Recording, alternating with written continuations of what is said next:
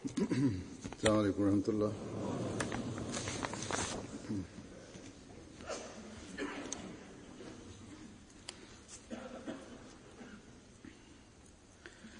أشهد أن لا إله إلا الله وحده لا شريك له وأشهد أن محمدا عبده ورسوله أما بعد فأعوذ بالله من الشيطان الرجيم بسم الله الرحمن الرحيم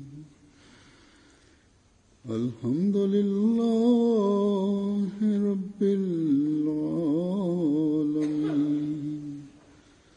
الرحمن الرحيم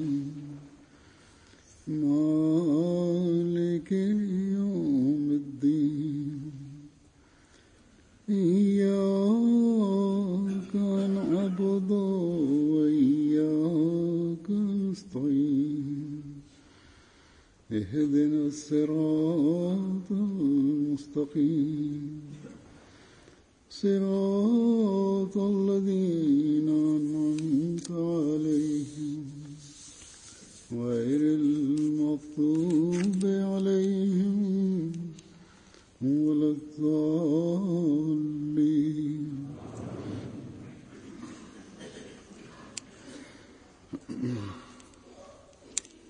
کله چې موږ د حضرت مسیح موعود علیه السلام د صحابیانو واقعات لولو یا اورو،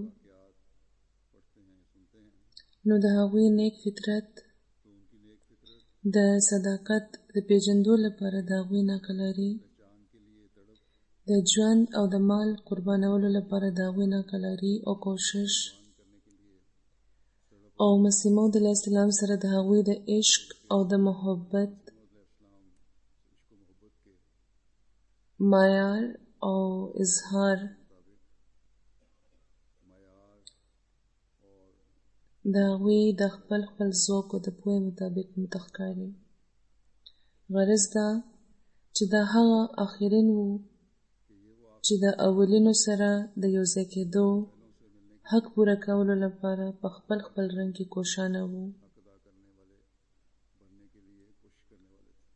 د هر چا پکې خپل یو انداز وو، او چا چې دوی لیدلی وو یا دوی سره قریبي تعلق لرلو، هغوی هم د دغو صحابیانو د اخلاق او د کردار هر انداز نه په خپل رنګ کې نصیحت ترلاسه کړی دی، یا د ځینو خبرو نه ځینې نتیجې اخذ کړی دی. حضرت مسیح موعود رضی الله تعالی عنه خو په خپل هم په صحابه کې شامل وو، او تقریبا ټولو صحابیانو سره یا د چا واقعات به چې هغوی بیانول، دوی ذاتي تعلق هم لرلو. دوی چې کله د صحابیانو په حواله خبره کوي او د هغوی نه د نتیجې اخذ کولو نه پس نصیحت فرمایي، نو د هغو نصیحتونو په زړه باندې بیا یو خاص اثر هم کېږي. ځینې وخت موږ د یوې واقعې یو اړخ باندې پوه شو، خو بیا چې غور وکړو نو مختلف اړخونه یې واضح ښکاره شي، او بیا یوه واقعه وي خو د مختلفو رنګونو نصیحت ته جوړ شي. مثلا د مولوي برهان الدین جهلمی صاحب د بیعت واقعه چې حضرت مسیح موعود رضی الله تعالی عنه په خپل رنګ کې بیان کړې ده. حضرت مسیح موعود علیه السلام سره چې د مولوي برهان الدین صاحب کم وړومبی ملاقات وو، حضرت مسیح موعود فرمایي چې هغه یوه لطیفه وه. مولوي صاحب به ویل چې زه قادیان ته راغم، خو حضرت مسیح موعود علیه السلام ګورداسپور کې وو، نو ځکه بیا ورپسې هلته لاړم. په کم کور کې چې هغوی ایثار و په هغې کې یو طرف ته یو باغ و. حامد علي صاحب مرحوم د هغه په دروازه ناست و.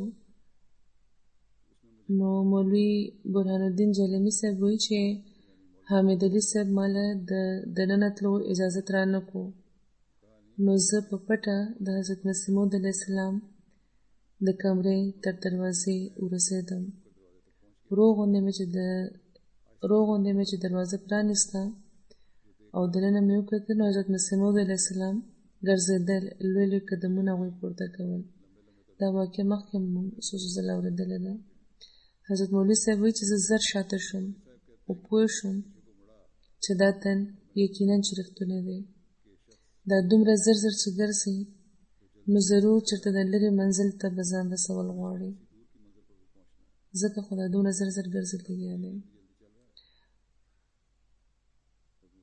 مولوي برهان الدین صاحب وهابي و. حضرت مسلم موعود فرمایي چې له دې نه باوجود چې مولوي صاحب وهابي و، د هغوی داسې خیال کول یوه عجیبه خبره ده. ګینې په عام طور دا خلک ډېر خشک طبیعت لري، شدت پسنده وي. اوس وګورئ چې خدای پاک چې مولوي صاحب باندې د حضرت مسیح موعود علیه السلام د صداقت پېژندنه کوله، نو د هغوی خیال نه خو چېرته د قرآني دلیل باندې ځان پیولو طرف ته لاړو، نه په حدیث او نه په څه بل دلیل. وهابیان خو ډېر په شدت د دې خبرې هم قایلان دي چې د رسول الله صلی الله علیه وسلم نه پس د وحي او د الهام دروازې بندې دي.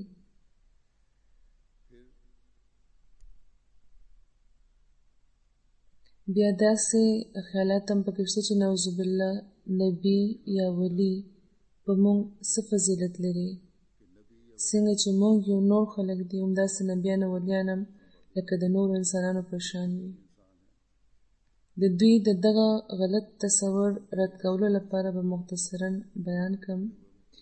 کیدای شي چې ځینې خلک خبر نه وي چې یو ځای کې حضرت مسیح موعود علیه السلام فرمایلی دي چې د انبیا علیهم السلام وجود هم لکه د یو باران وي. د هغوی وجود د اعلی درجې روښانه وجود وي، د ډېرو خوبیانو مجموعه وي، ډېر برکتونه لري.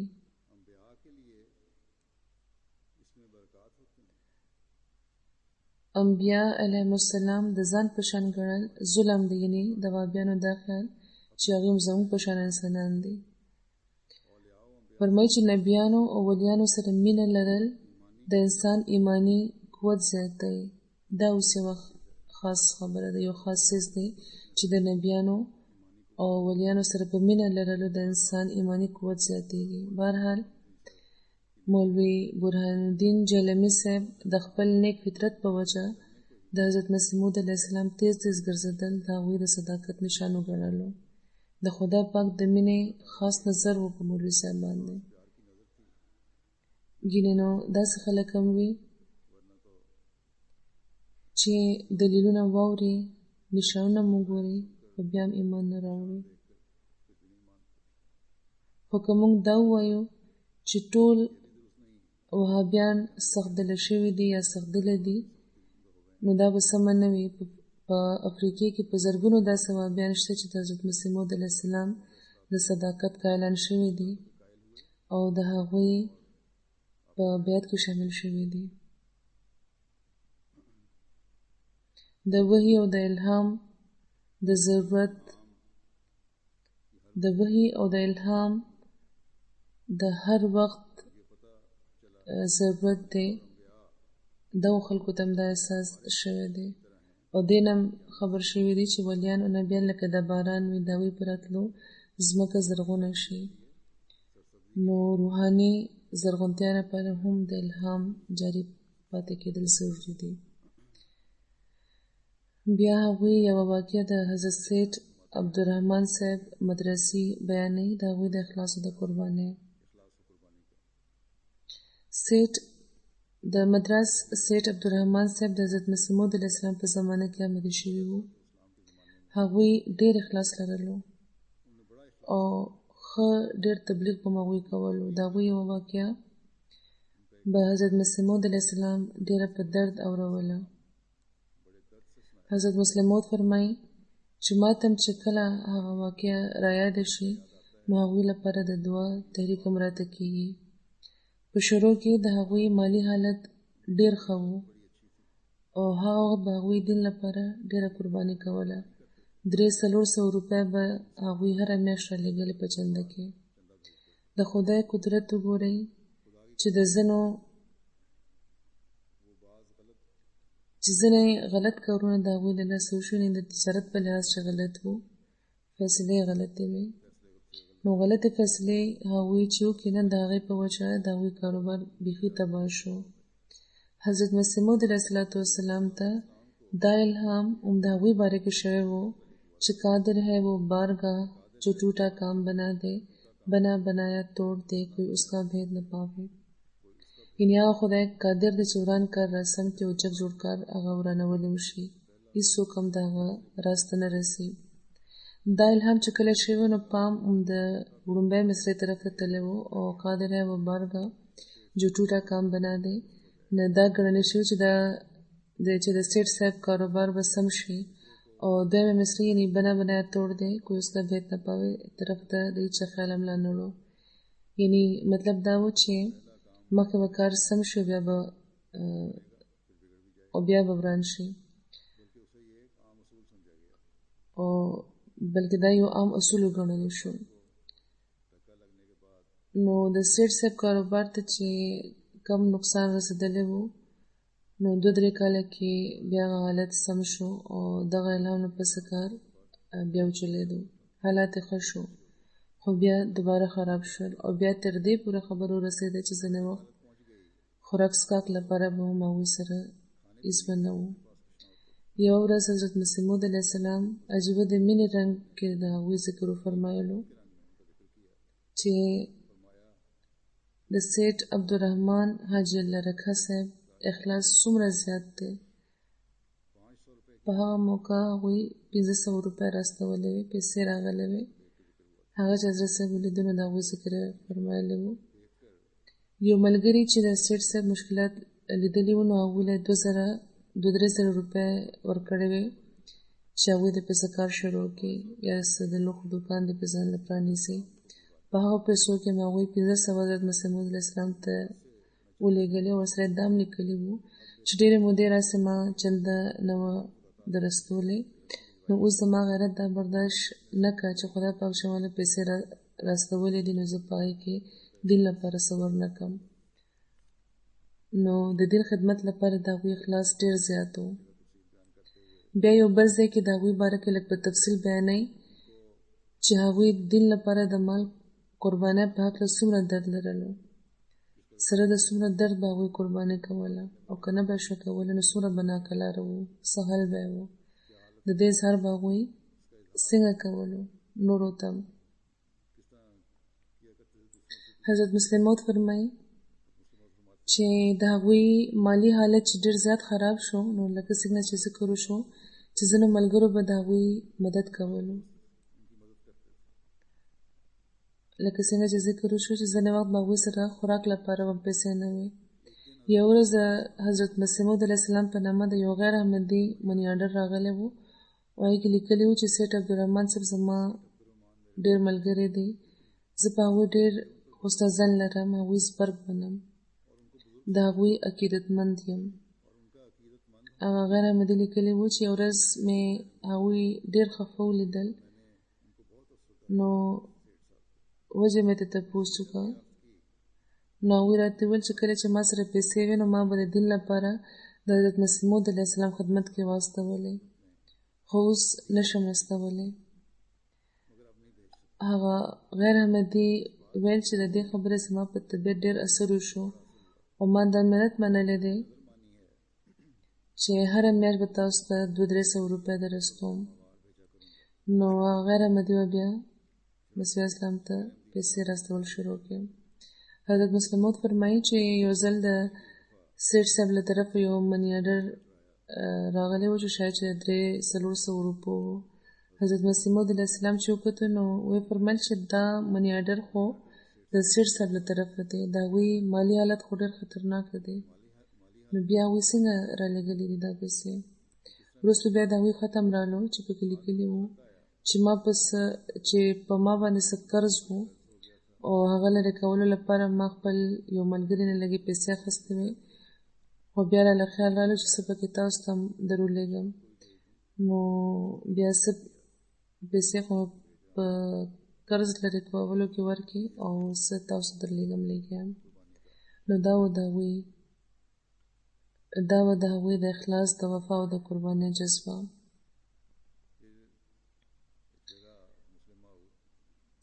بیا یو ځای کې حضرت مسلم موعود د حضرت مسیح موعود علیه السلام د زمانې نقشه راکاږي چې څنګه د مسیح موعود او په دغه لحاظ به د یو نبي او د رسول کېدو دعوت چې هغوی وکړه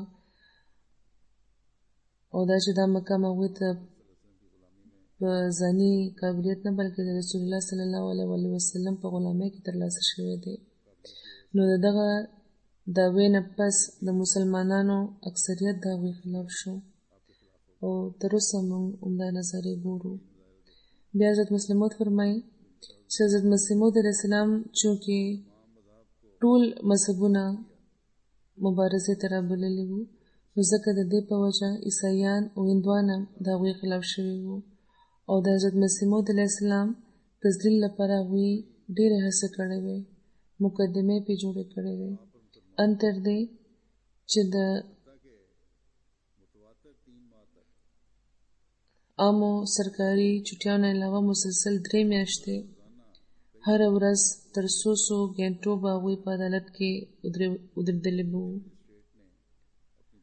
یو ورځ خو مجسټریټ د خپلې دښمنۍ د لاسه هغوی اوبه څښلو ته هم نه و پرېښی حضرت مسلم موعود فرمایي چې نن موږ هغه خبرې هېرې کړې دي خو د هغې زمانې مخلصینو لپاره دا یوه ډېره لویه ابتلا وه یو خوا خو به هغوی د خدای پاک دا لفظونه اورېدل چې بادشاه تیرې کپړو سے برکت ډھونډेगा یعنې بادشاهان به ستا په کپړو کې برکت لټوي او دا هم چې کوم خلک چې تا نه مني هغوی به په دنیا کې لکه د ادنا کامونو پاتې شي خو بل خوا به هغوی دا لیدل چې یو معمولي 400-500 تنخواه اخیستونکي یو هندو مجسټریټ حضرت مسیح موعود علیه السلام ولاړ ساتي او د اوبو څښلو اجازه ته هم ورله نه ورکوي ان تر دې چې په ولاړه به په هغوی سر ګرځېدل شروع شو او خپې به یې ستړې شوې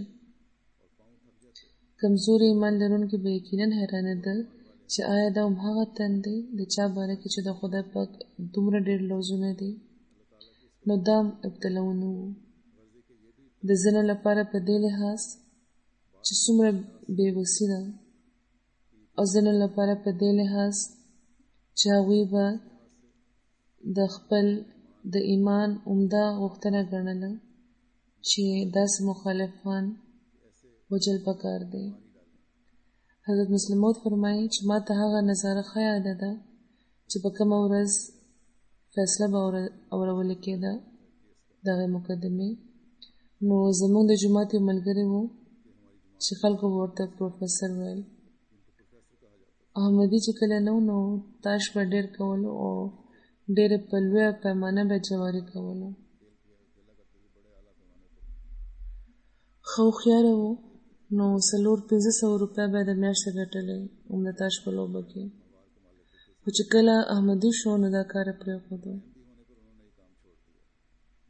دا هم احمدیانو لپاره یو نصیحت دی مخکې د جوارۍ عادت لرلو خو چې احمدي شو نو دا کار یې پرېښودو او یو وړوکی شان دکان یې پرانیستو هغوی حضرت مسیح موعود علیه السلام سره عشق لرلو نو ځکه غریبي به یې ډېر په اخلاص زغمله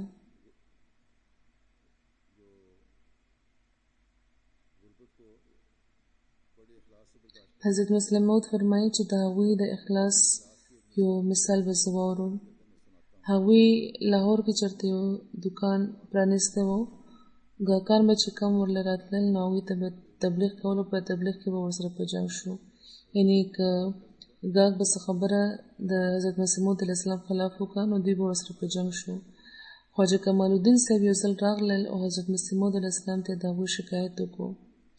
نو حضرت مسیح موعود علیه السلام هغوی ته په ډېره مینه وویل چې پروفیسر صاحب موږ ته خو همدا حکم دی چې نرمي خپله کوئ. د خدای پاک همدا تعلیم دی. حضرت مسیح موعود علیه السلام به هغوی پوهول او د پروفیسر صاحب مغصور کېدو لګیا و. د ادب په وجه د خبرې منځ کې خو هغوی څه ونه ویل، خو هر څه اورېدونه پسې وویل چې دا نصیحت زه نشم منلی. بیا یې ویل چې ستاسو پیر یعنې رسول الله صلی الله علیه وسلم ته خو که څوک یو لفظ هم ووایي نو تاسو ورسره مبایلې لپاره تیار شئ او کتابونه پرې ولیکئ او موږ ته دا وایي چې زموږ پیر ته دې څوک کنځلې کوي او موږ دې چوپ پاتې شو. حضرت مسلم موعود فرمایي چې په ظاهره دا بې ادبي وه، خو دې نه د هغوی عشق یقینا معلومیږي. نو بهرحال د مقدمې ذکر روان و. کومه ورځ چې د فیصلې وه او د مجسټریټ لخوا چې د فیصلې د اورولو وخت رالو، نو د خلکو یقین دا و چې هغه به ضرور سزا ورکوي او بعیده نه ده چې مملکت سزا ورکړي. بل خوا چې کوم مخلصین وو د هغوی زړه ته یوې لحظې لپاره هم دا خیال نشو راتلی چې ګینې حضرت صاحب به ګرفتار کړی شي. هغه ورځ د عدالت طرف نه هم زیات احتیاط شوی و، یعنې پیره زیات وه، پولیس ډېر زیات ولاړ و. حضرت مسیح موعود علیه السلام چې دننه لاړل نو ملګرو پروفیسر صاحب هم بهر ودرول، ځکه چې هغوی تیز طبیعت لرلو. پروفیسر صاحب یو غټ شان کاڼی د یوې ونې لاندې پټ ایښی و. حضرت مسلم موعود فرمایي چې څنګه چې یو لیونی چغه کي او په زاره جاړي، هماغه شان هغوی ناڅاپه د ونې طرف ته منډه کړل، ترې هغه کاڼی راواخیست او د عدالت طرف ته یې تیزه منډه کړه. او که د جومات خلکو په لاره کې هغوی درولې نه وې نو هغه ورځ به هغوی مجسټریټ له سر مات کړی وي. د هغوی دا خیال و چې مجسټریټ به سزا خامخا ورکوي، نو د دغه خیال د اثر لاندې هغوی د هغه وژلو لپاره هم تیار شو. نو په داسې حالاتو کې د ځینو خلکو داسې رد عمل هم وي. کمزوري ایمان لرونکي مرتدان شي، لکه څنګه چې بیان کړی شو چې همداسې حال و، او د مخلصینو ایمان نور هم زیات شي. خو څوک چې ډېر زیات جذباتي رنګ لري، لکه څنګه چې پروفیسر صاحب وو، لږ جذباتي مو غوسه ناکه، نو داسې سوچ لرونکي بیا په خپله د بدل اخیستو سوچ کوي. خو د حضرت مسیح موعود علیه السلام چې کوم تعلیم او کوم تربیت دی، هغه موږ لپاره اسوه ده، یو لای عمل دی. دا همیشه موږ ته یاد ساتل پکار دی چې موږ به هر وخت هم د صبر او د حوصلې نه به کار اخلو. نن سبا همداسې واقعات کېږي، اخر خو به کېږي همهغه چې د کومې خبر خدای پاک موږ له راکړی دی، او کم خلک چې د صبر او د دعا نه کار اخلي، هغوی به انشاءالله د هغې نظارې موږ ګورو. د ځینو ورځو باره کې د ځینو خلکو خیال وي چې دا ښې دي، او ځینې ورځې ښې دي او ځینې منحوسې. ځینې ورځو کې سفر پکار دی او ځینو کې نه دی پکار. ځینې خلک سوال کوي او ما نه هم تپوسونه کوي، او بعضې وخت د حضرت مسیح موعود علیه السلام حواله وړاندې کړی شي یا د حضرت اما جان حواله وړاندې کړی شي. د حضرت اما جان حواله دا ده چې حضرت مسلم موعود لیکي چې د چهارشنبې په ورځ یا ځینې نورو ورځو کې به هغوی زه د سفر نه منع کړی وم. نو کېدای شي چې د هغوی څه خوب به و یا څه وهم به ورته و، د هغې په وجه د هغې تقاضا وه چې حضرت مسلم موعود لیکلي دي. خو اصل کې خو د ورځو داسې هېڅ اهمیت نه وي. د حضرت مسیح موعود علیه السلام په حواله هم هغوی یو وضاحت فرمایلی دی. حضرت مسلم موعود فرمایي چې ما ته چا وویل چې ما د حضرت مسیح موعود علیه السلام په حواله چېرته یو ورځ ته منحوسه ویلی دي. ویونکي حضرت مسلم موعود ته دا ویلي وو چې تاسو خو خپل یو تقریر کې دا ویلي وو چې د 9 ورځ باره کې حضرت مسیح موعود علیه السلام ته څه الهام شوی وو یا څه بله وجه وه چې هغوی به دا ورځ نه خوښوله. حضرت مسلم موعود وفرمایل چې ما خو د یو روایت صرف تشریح کړې وه، دا خو مې نه ویلي چې د 9 ورځ منحوسه ده. چونکې د حضرت مسیح موعود علیه السلام طرف ته یو داسې روایت منسوبېږي، نو ځکه ما دا ویلي وو چې که دا روایت سم ومنلی شي نو شاید په دغه وجه د 9 ورځ د هغوی خوښه نه وه چې د هغوی وفات د 9 په ورځ کېدونکې وو. خو ځینو خلکو دغه مخصوصه خبره چې محض د هغوی ذات سره وابسته وه دې له وسعت ورکړو، یو قانون یې ترې جوړ کړو، د 9 د ورځ د نحوست قایلان شو. حالانکه کم څه چې د خدای پاک له طرفې وي هغه منحوس ګرځول یوه ډېره لویه کمعقلي وي. باقي هغه روایت چې حضرت مسیح موعود علیه السلام سره منسوبېږي که هغه سم روایت دی نو د هغه نحوست نه مطلب صرف دا و چې د هغوی وفات د 9 په ورځ کېدونکې وو. ګینې خدای پاک چې په خپله ټولې ورځې برکتي کړي دي او په ټولو ورځو کې د خپلو صفتونو اظهار کړی دی، نو د دې په موجودګۍ کې که یو داسې روایت مخې ته راشي نو موږ به دا وایو چې د دغه روایت بیانونکي له څه غلطي شوې ده. موږ داسې روایت نشو تسلیمولی. یا بیا موږ دا ویلی شو چې هر انسان ته د بشریت په وجه ځینې وخت د ځینو خبرو وهم هم وشي. ممکنه ده چې همداسې وهم د 9 د ورځې د دهشت په وجه حضرت مسیح موعود علیه السلام ته هم شوی و. خو موږ به دا نه وایو چې دا ورځ منحوسه ده. موږ به دغه روایت کې یا خو به راوي ته دروغجن ووایو یا به دا ووایو چې شاید د بشریت د تقاضې لاندې د ځان لپاره حضرت مسیح موعود علیه السلام دا فرمایلي وو. ګینې د مسلې په طور حقیقت هم دا دی او قرآن هم دا بیانوي چې ټولې ورځې برکتي وي. خو مسلمانانو د خپلې بدقسمتۍ د لاسه یو ورځې پسې بله ورځ منحوسه ګرځولې ده، نو نتیجه دا ده چې هغوی په کامل طور د نحوست او د اعتبار د لاندې راغلل. بیا ځینې خلک وي چې ځینې خلک په خپلې عاجزۍ کې د ضرورت نه زیات ډېر مخکې لاړ شي او ځینې خلک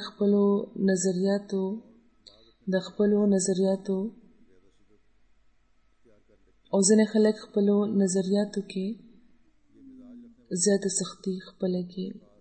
دې باره کې یوه دلچسپه واقعه ده. داسې مزاج لرونکي 2 تنه وو چې یو ځای شوي وو. د هغوی واقعه حضرت مسلم موعود بیان فرمایي چې ما ته یاد دي چې د حضرت مسیح موعود علیه السلام په زمانه کې د پېښور یو اوسېدونکی حافظ محمد صاحب وو. د قرآن حافظ وو او سخت جوش لرونکی احمدي وو. زما خیال چې هغوی اهل حدیث هم پاتې شوي ځکه چې د هغوی په خیالاتو کې به ډېره سختي وه. هغوی یو ځل جلسې له راغلي وو او قادیان نه واپس روان وو، نو په لاره کې د خدای پاک خشیت باره کې خبرې شروع شوې. یو تن پکې ویل چې خدای پاک خو ډېر لوی شان لري، مونږ خلک خو بیخي حقیر او ذلیل یو. خدای خبر چې خدای پاک زمونږ منځونه قبلوي او که نه، زمونږ روژې، زکات او حج هم خدای خبر که قبلیږي. په دې یو بل تن وویل چې د خدای پاک خو ډېر لوی شان دی. ځینې وخت خو زه دا سوچم کوم چې خدای خبر زه مؤمن هم یم او که نه. حافظ محمد صاحب یو بوټ کې ناست و، هغوی چې دا خبرې واورېدې نو هغه تن چې چا دا ویلي چې زه خدای خبر چې مؤمن هم یم او که نه، نو هغه نه یې تپوس وکړي چې ته څه ګڼې، ځان مؤمن ګڼې، ځان ته مؤمن وایې او که نه. نو هغه ورته ویل چې زه په یقین نشم ویلی زه مؤمن یم یا نه یم. نو حافظ صاحب ورته ویل چې ښه ده، که دا خبره ده نو نن نه په ستا پسې به زه لمونځ نه کوم. باقي خلکو ورته ویل چې حافظ صاحب دا خو صحیح وایي، د ایمان مقام خو ډېر لوی دی، حافظ صاحب ورته وویل چې ښه ده نو بیا تاسو ټولو پسې دننه په زما مونځ باندې تاسو چې ځان مؤمنان نه ګڼئ نو تاسو پسې مونځ بیا څنګه کېدی شي. نو دا ملګري پېښور ته ورسېدو او حافظ صاحب د جمعې مونځ پرېښودو. دوی نه چې تپوس وکړی شو نو دوی همدا وویل چې تاسو چې ځان مؤمنان نه ګڼئ نو تاسو پسې زه مونځ څنګه وکړم. اخر چې فساد زیات شو نو حضرت مسیح موعود علیه السلام ته د دې خبرې اطلاع ورکړی شو. حضرت مسیح موعود علیه السلام وفرمایل چې د حافظ صاحب خبره صحیح ده، یعنې ستاسو دا ویل چې موږ مؤمنان نه یو نو دې باره کې حافظ صاحب صحیح وایي، خو دا د هغوی غلطي ده چې هغوی د جمعې مونځ پرېښودو ځکه چې دغه خلکو څه کفر خو نه دی کړی، خو دا خبره د هغوی صحیح ده. زموږ د جومات د ملګرو دا فرض دی چې په ځان د حسن ظن لري. زموږ د جومات ملګرو له پکار و چې په ځان یې حسن ظن لرلی، تر څو چې د کوشش سوال دی نو د انسان فرض دی چې خپل کوشش دې جاري ساتي او په نیکۍ کې د زیاتېدو کوشش کوي، خو د مؤمن کېدو نه انکار کول حضرت مسیح موعود علیه السلام فرمایي چې دا غلطه طریقه ده.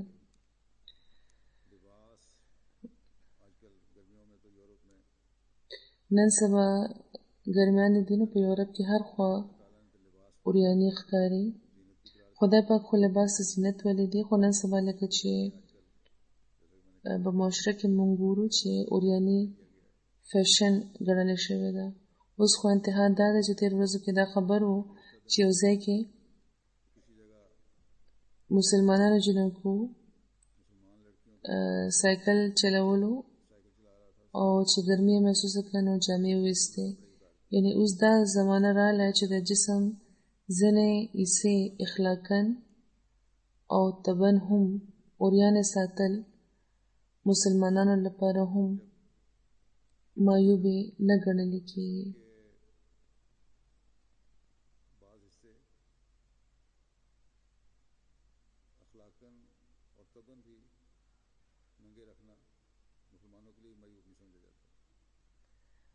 یو هغه زمانه وه چې کم از کم اخلاقاً او طبعاً یوه لویه طبقه داسې وه چې دې ته به یې بد کتل او په خاص طور مسلمانانو کې.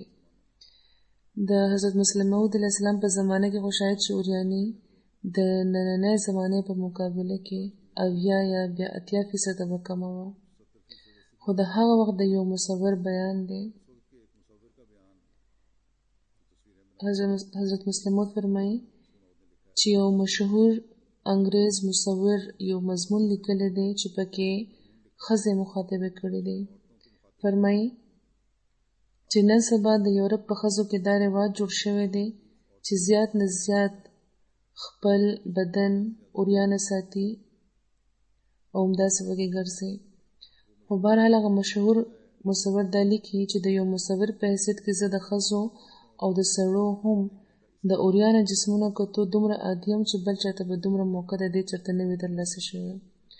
نو ځکه د دغه فن د یو ماهر په حیثیت کې زه دا مشوره ورکوم چې اوریانه بدن ښایست نه پیدا کوي، بلکې ځینې وخت داسې ښځه د سړي په نظر کې بدرنګه ګڼلی کېږي. نو ځکه ښځې که خپل بدن دې لپاره اوریانه ساتي چې د هغوی د حسن تعریف به وشي نو ځینې وخت د تعریف په ځای نفرت پیدا کېږي.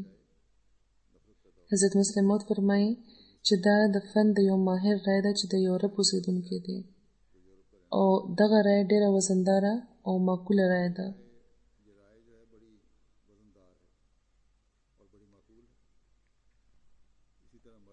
همدغه شان سړي هم خپلې عجیبه عجیبه حلې جوړې کړي او عجیبه عجیبه لباسونه واغوندي چې پرې د هغوی وقار هم ضایع شي او بدصورتي نمایانه کېږي. خو نن سبا خو د ازادۍ په نامه که څلور کسان یو ځای شي او څه اظهار وکړي نو هغه بېهوده اظهار له هم اهمیت ورکړی کېږي. د دې په وجه معاشره په مجموعي طور د بد اخلاقۍ او د سپکتیا ښکار کېږي لګیا ده.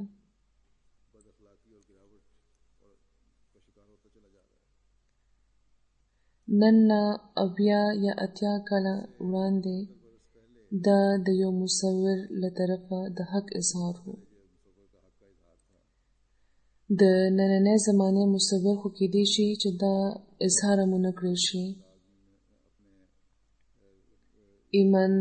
ایمانداره رای او مشوره به یو مصور هم ورنه کړی شي، بلکې مصور خو څه چې هېڅوک هم دا جرأت نه لري.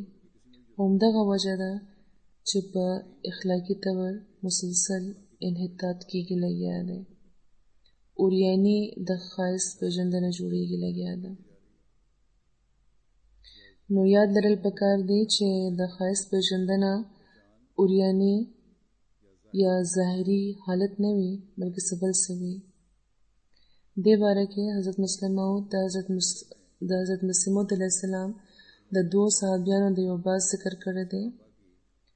فرمایي چې د حضرت مسیح موعود علیه السلام په زمانه کې یو ځل د حضرت خلیفة المسیح الاول او د مولوي عبدالکریم صاحب سیالکوټي مرحوم ترمنځ یو باد شروع شو. حضرت خلیفة المسیح اول فرمایل چې د ښایست پېژندل اسان نه وي. د هر تن نظر د حسن سمه اندازه نشي کولی. صرف یو طبیب پېژندی شي چې څوک ښکلی دی او څوک بدرنګ. خو مولوي عبدالکریم صاحب فرمایل چې دا کومه ګرانه خبره ده. هر نظر د انسان ښایست پېژندی شي په ظاهري طور، چې کله یې موږ ګوري نو یې پېژنې. د حضرت خلیفة المسیح اول رای دا وه چې دې کې څه شک نشته چې هره سترګه د خپلې پوهې مطابق حسن وپېژني. هره سترګه د خپلې پوهې مطابق حسن وپېژني، خو په دغه پېژندنې کې ډېرې غلطیانې وي او صرف یو طبیب په دې سم پوهېدی شي چې څوک په اصل کې ښکلی دی او څوک تش بره نه ښکلی ښکاري. او په دغه گفتگو کې حضرت خلیفة المسیح اول د مولوي عبدالکریم صاحب نه تپوس وکړو چې ستاسو په نظر کې دلته څوک داسې سړی شته چې ښکلی وي.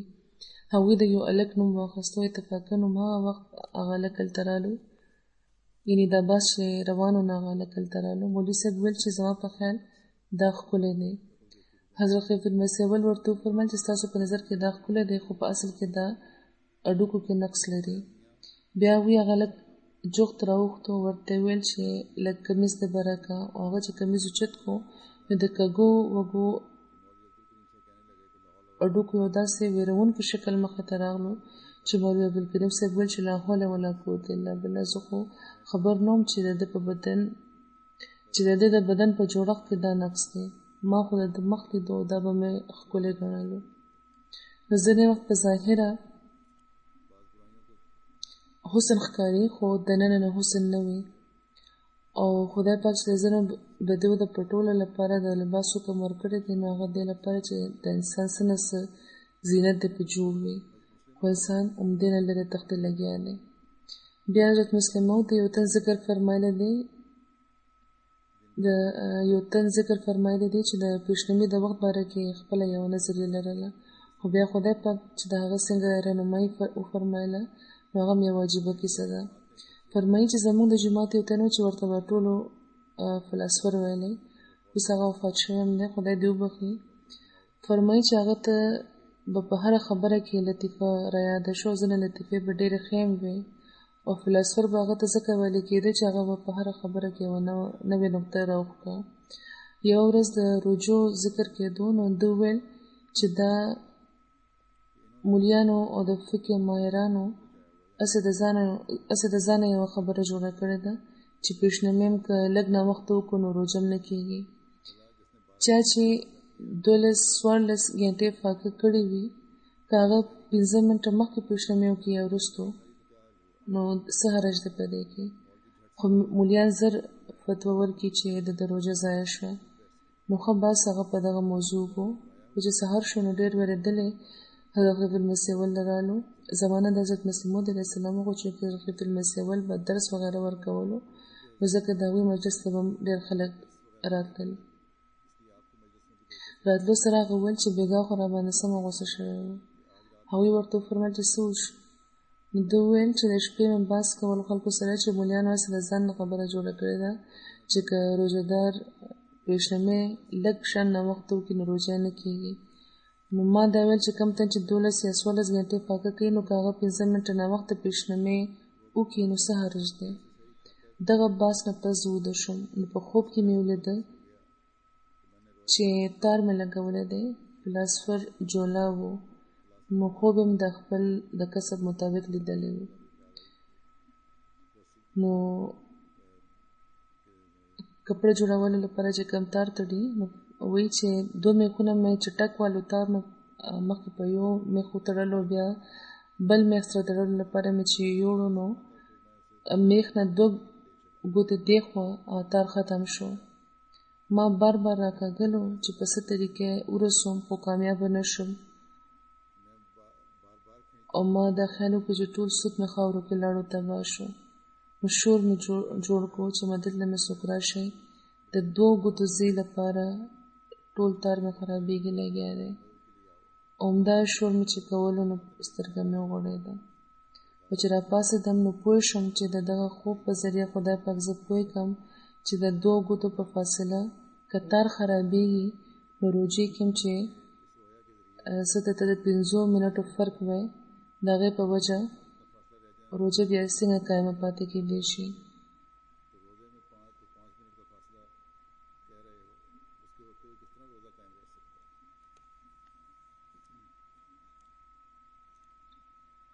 د انسان دا فطرت دی چې هغه یوازې نشي پاتې کېدی، چېرته نه چېرته خپل تعلق به هغه جوړوي.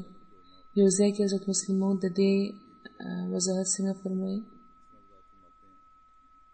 فرمایي چې حضرت مسلم موعود علیه السلام به دا فرمایل چې مجلس کې دا ذکر کېدو چې آیا چا چېرې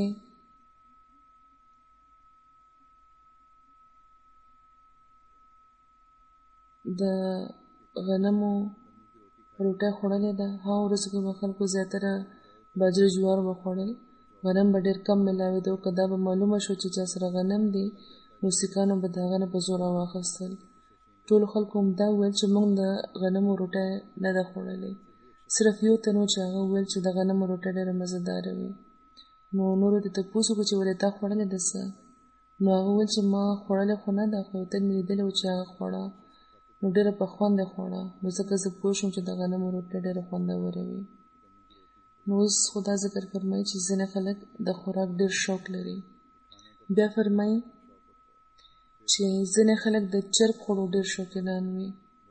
چودھری ظفرالله خان صاحب وړوکوالي راسې زما ملګري دي، د هغوی هم د چرګ پتون ډېر خوښ وي. د حضرت مسیح موعود علیه السلام به هم ډېر خوښ و.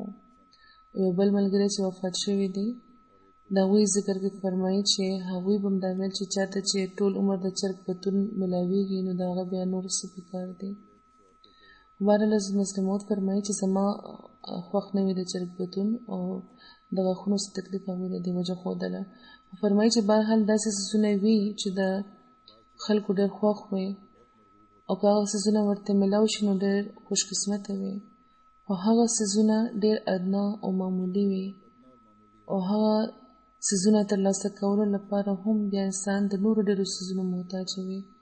خو دې کې هېڅ شک نشته چې که په خدای زموږ یقین وي او که خدای موږ ته میلاوېدی شي نو بیا په قطعي او یقیني طور انسان دا ویلی شي چې دې نه پس زه اوس د بل چا څه حاجت لرم. حضرت مسیح موعود علیه السلام اکثر د یو صوفي دا قول په پنجابۍ کې بیانولو چې یا خو ته د چا لمن راونیسه او یا د چا لمن دې تا راونغاړي. د خدای پاک د میلاوېدو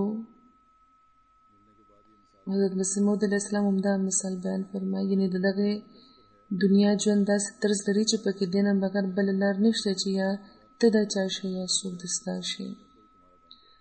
حضرت مسیح موعود فرمایي چې د طین نه د پیدا کولو عمده مفهوم دی، یعنې انسان د خاورو نه چې جوړ شوی دی د هغه په فطرت کې دا خبره داخله ده چې یا خو په خپله ځان چاته سپارل غواړي او یا دا غواړي چې څوک د ځان هغه ته وسپاري. ماشوم ته وګورئ، هغه له پوره هوش هم نه وي سنبال کړی چې چاته د ځان سپارلو شوق د هغه زړه تخنول شروع کړي. بلوغت خو د ډېرو کلونو پس راځي، خو وړې ماشومان یې وګورئ چې په وړوکي عمر کې چې لوبې کوي نو داسې خبرې کوي چې زما ګوډاګي او ستا ګوډی، او بیا هغوی د ګوډیانو ودونه موکي. زمونږ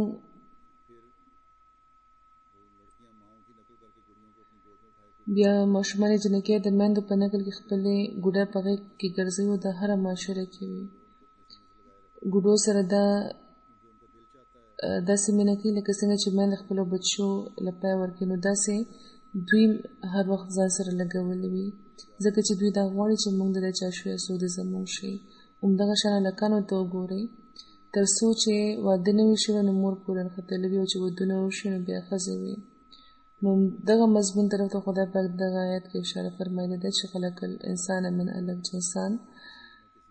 چې د انسان په فطرت کې دا ماده یې ښه ده چې هغه ځان چاته سپارل غواړي، دې نه بغیر د هغه زړه ته تسلي نه کېږي. او د دې د ټولو نه بهتره طریقه هغه ده چې په دین او دنیا دواړه انسان ته ترلاسه شي، او هغه دا چې انسان د ځان خدای پاک ته وسپاري، همدې لپاره د کوشش کوي. بیا حضرت مسلم موعود د عشق معیار او خدای پاک سره تعلق په ذکر کې یو مثال ورکړی دی. فرمایي چې مثال خو د یو لیوني دی، او بیا د یو داسې لیوني چې وفات شوی هم دی، او دا د یو داسې لیوني مثال هم دی چې مخکې زما استاد هم و. خو بهرحال دې مثال نه د عشق حل ډېر واضحه کېږي. زموږ یو استاد و چې سکول کې بیا سبق ښودلو، وروسته بیا هغوی هم د نبوت دعوه کړې وه، او د هغوی نامه وه مولوي یار محمد صاحب. هغوی حضرت مسیح موعود علیه السلام سره داسې مینه لرله چې د هغې په نتیجه کې په یو د جنون رنګ غالب شوی و. کېدای شي چې مخکې نه د هغوی په دماغ کې څه نقص وی، خو موږ خو همدا لیدلي وو چې د حضرت مسیح موعود علیه السلام په مینه کې چې هغوی زیاتېدل نو ورته بیا جنون شو، او هغوی د حضرت مسیح موعود علیه السلام هره پیشنګویي ځان ته منسوبوله، او بیا د هغوی جنون تر دې حده زیات شو چې حضرت مسیح موعود علیه السلام ته د جوختېدو خواهش کې به هغوی ځینې داسې حرکتونه کول چې ناجایزه به وو، سم به نه وو. مثلا هغوی به په مونځ کې د حضرت مسیح موعود علیه السلام په بدن د لاس راکاږلو کوشش کولو. حضرت مسیح موعود علیه السلام چې د هغوی دا حال ولیدو نو ځینې کسانو ته دا ویلي وو، ځینې کسان یې مقرر کړي وو چې په کومو ورځو کې چې په دوی دوره وي نو خیال کوي چې هغوی چېرته زما شاته کښېنني. د حضرت مسیح موعود علیه السلام به دا عادت و چې هغوی به چې خبرې به چې کولې یا لکچر به چې ورکولو نو خپل لاس به د خپل پتون طرف ته داسې راوړو لکه چې څوک ورو شان لاس وهي. حضرت مسیح موعود علیه السلام به چې کله هم لاس داسې وخوځولو نو مولوي یار محمد صاحب به فوراً ورټوپ کو، او حضرت مسیح موعود علیه السلام له به جوخت لاړل، او که چا به ترې تپوس وکړو چې مولوي صاحب دا څه و، چې تاسو څه وکړه، نو هغوی به ورته ویل چې حضرت صاحب زه په اشاره رابللی یم. نو حضرت مسلم موعود دغه مثال په ذریعه فرمایي چې دا د لیونتوب او د عشق حل دی چې د محبوب پام که نم وي او په غیر ارادي طور چې هغه خپل لاس وخوځوي نو عاشق دا ګڼي چې دا زه په اشاره ځان ته جوخت رابللی یم.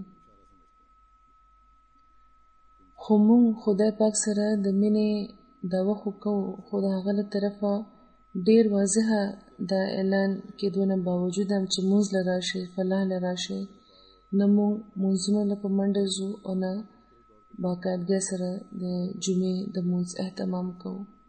نو دې طرف ته هر احمدي ته پام کول پکار دی، او د خدای پاک له طرفه دغه واضحه بلنې چې کومه ده، د خدای پاک له طرفه چې کومه ده واضحه بلنه ده، نو پکار ده چې په دې د یو مذهب عاشق په شان موږ ورټوپ کړو، د جوماتونو د آبادولو کوشش وکړو.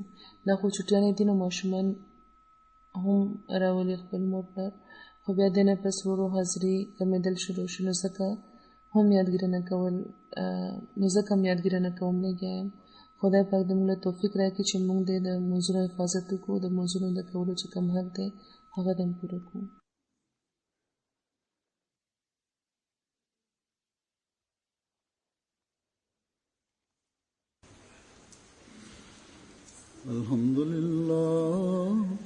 الحمد لله